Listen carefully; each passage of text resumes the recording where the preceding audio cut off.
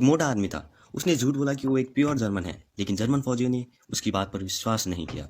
जैसे ही उन्होंने पहचाना कि वो यहूदी है, तुरंत उसकी पतलून नीचे खींच गई और गन कंट्रोल के नाम में उसे एक गोली मार दी गई। ये सब एक छोटा लड़का देख रहा था। डर के मारे उसने अपना लाल स्कार्फ तुरंत उतार दिया, क्योंकि वो भी एक यहूदी ही था।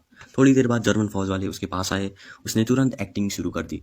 फ्लुएंट जर्मन में बोलने लगा, रो रो के कहा कि वो एक प्योर जर्मन है जो सोवियत ऑर्फनेज से भाग के आया है।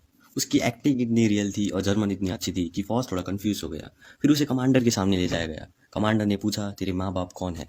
लड़का थोड़ा हिचकिचाया, क्योंकि अभी अभी उसने नई फोटो खिंचवाई थी, लेकिन वो नाम बनाना भूल गया था। तभी एक जर्मन ऑफिसर ने उसकी मदद की और उसके लिए माँ बाप के नाम बना दिए। जर्मन को लगा कि शायद लड़का सच बोल रहा है। इसी बीच एक सोवियत ऑफिसर पकड़ा गया। दोनों तरफ लैंग्वेज का कंफ्यूजन था, लेकिन लड़का दोनों भाषा जानता था, तो उसने दोनों की बात समझाई। तब पता चला कि सोवियत ऑफिसर असल में स्टालिन का बेटा है। ये सुनकर जर्मन ऑफिसर खुश हो गया। उसे लगा कि ये लड़का काफी काम का है और उसकी इज्जत बढ़ गई।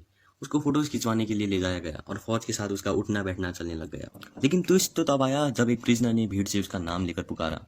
वो उसका पहला दुश्मन था, एक यहूदी कॉन्टैक्ट। लड़का कंफ्यूज था, झूठ बोल के बच जाए या फिर पहचान ले। लड़का उसके पास गया, उसे देखा, लेकिन जर्मन फौज ने उसे मार दिया। इस इंसिडेंट के बाद लड़का पूरी फौज का इंटरप्रेटर बन गया। बाद में उन्होंने सोवियत आर्मी का रेडियो स्टेशन कैप्चर किया।